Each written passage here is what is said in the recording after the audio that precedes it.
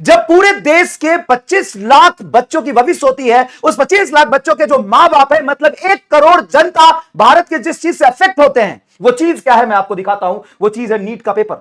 और उस नीट के पेपर में पूरे इंडिया जहां पे आता है, कोटा, दिल्ली, चेन्नई, मुंबई, महाराष्ट्र, इंडिया के सबसे बड़े बड़े सिटी, लेकिन वहां पे पढ़ाई नहीं हो रही भाई ना, वहां पढ़ाई नहीं हो रही। पढ़ाई हो रही है तो सिर्फ सीकर में, जहां पे नेशनल एवरेज से 600% एक्स्ट्रा टॉप रिजल्ट आते हैं। जहां पे 50 ऐसे सेंटर जहां से टॉपर आए हुए हैं, उसमें से 37 सेंटर सीकर के भाई साहब। लेकिन एनटीए को कोई फर्क नहीं पड़ता ना, ना कोई फर्क नहीं पड़ता।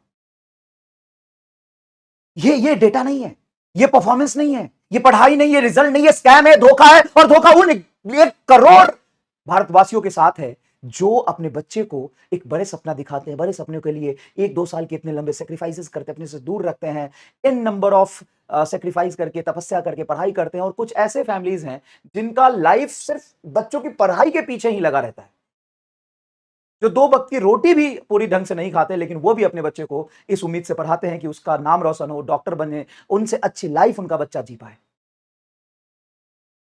लेकिन स्कैम लगातार चलता रहता है।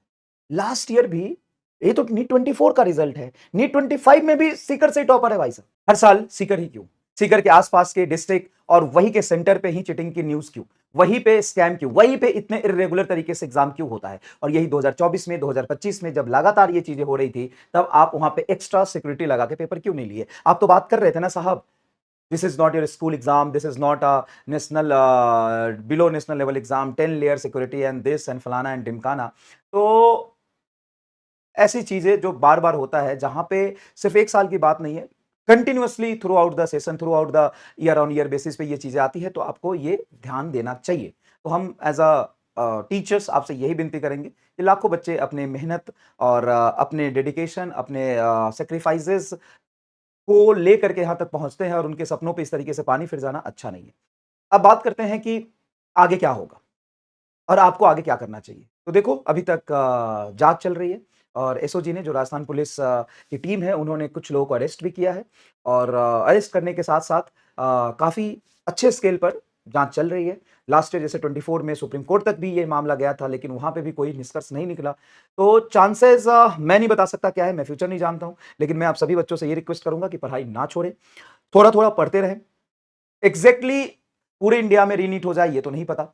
कितना लेवल पे इम्पैक्ट हुए हैं बच्चे, कितने लेवल पे चीटिंग हुई है या क्या हुआ है, इसके आने के बाद ही पता चलेगा। लेकिन अभी तक आप थोड़े-थोड़े पढ़ाई कर सकते हो, अपना समय खराब ना करें। साथ में कोई अपडेट आता है तो मैं ज़रूर आपको बताऊँगा, जो जेन्युइन होगा, और जैसा भी जो भी अपडेट होगा मैं आप तक बता दूँगा। फिलहाल मुझे लगता है कि, मुझे क्या लगता है, मैं अपना ओपिनियन रख सकता हूँ। जितने सेंटर्स पे ऐसी चीज़ें हुई हैं, वहाँ पे तो री-एग्ज़ाम शायद होगा ही होगा। लेकिन पूरे इंडिया में होने के चांसेस मुझे बहुत कम लग रहे हैं। लेकिन एनटीए को और बाकी सिस्टम को, पूरे सिस्टम को सुधार की बहुत ज़रूरत है। ठीक है? धन्यवाद।